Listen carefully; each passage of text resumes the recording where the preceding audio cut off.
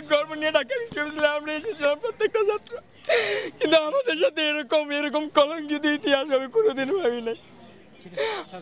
আমরা যদি হলে অবস্থান করি তারা রাতের আধারে আমাদেরকে গণহত্যা করবে না সেটার কোনো নিশ্চয়তা নেই। আমরা বুঝতে পারতেছি যে আমাদের সাথে যে কাজগুলো করা হয়েছে, আমরা যে জিনিসগুলো এতক্ষণ মোকাবেলা করছি, আমাদের দাফনের মানে জানাজার পর থেকে এখন পর্যন্ত যে ঘটনাগুলো আমাদের সাথে ঘটছে, প্রত্যেকটা ছাত্রের সাথে ঘটছে, আমরা বুঝতে পারতেছি, আমরা আন্দাজ করতে পারতেছি যে তারা আমাদেরকে প্রথমতই দুই দিক থেকে আমাদেরকে মাঝখানে ফেলে আমাদের উপর গুলিবর্ষণ করা হয়েছে, লাঠিচার্জ করা হয়েছে, টিয়ার গ্যাস মারা হয়েছে। প্রত্যেকটা ছাত্রের অবস্থা খুবই খারাপ হয়ে গেছে। অনেক বোন মানে গুলি খাইছে, রক্ত কয়েকজনের উপরে মানে 4-5-7 জনের উপরে গুলি খাইছে, আর ছাত্রলীগরা এদিকে অবস্থান করতেছে। এখন আমরা যদি ক্যাম্পাসে থাকি, পরবর্তী সন্ধ্যার পরে আমাদের সাথে যে গণহত্যার মতো একটা বাজে ঘটনা ঘটবে না, এটার কোনো নিশ্চয়তা নেই। আমরা একদমই নিশ্চিত আমাদেরকে হলের ভিতরে যদি আমরা থাকি, অবস্থান করে ক্যাম্পাসে থাকি, পুলিশ এবং ছাত্রলীগ মিলে আমাদেরকে গণহত্যা করে আমাদেরকে একটু আমাদের অস্তিত্বটা ওরা মানে থাকতে দেবে না, আমাদেরকে এখানে থাকতে দেবে না।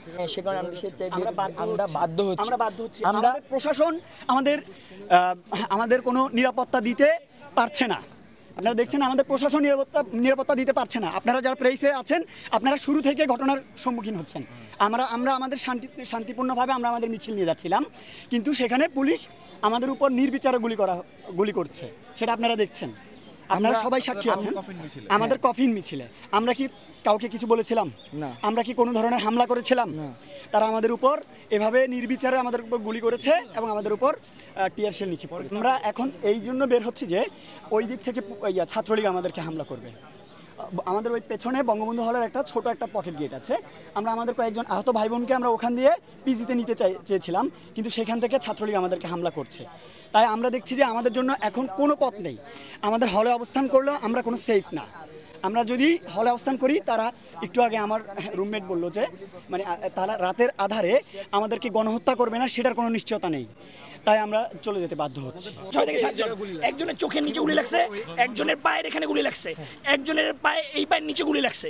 আমরা এটা নিজে চোখে দেখছি, আমি ভুয়া সংবাদ দিব না, গুজব ছড়াবো না। 6 জন অন্তত গুলি লাগছে চোখে, এসে এটা নিজের দেখা। ওখান থেকে এখান পর্যন্ত 6 জনের গুলি লাগছে, রাবার বুলেট গুলো লাগছে। ক্যাম্পাসের ভিতরে ঘটনা ঘটছে, মলচত্বরের ভিতর পর্যন্ত তারা আছে, টিয়ার শেল এখানে মারা হয়েছে। এই জন্য আমরা ভিতরে আসতে দিতে বাধ্য হয়েছি। আমরা টিয়ার শেলের বিরুদ্ধে কেমনে যুদ্ধ করবো? টিয়ার শেলের কাছে আমরা কেমনে যাবো?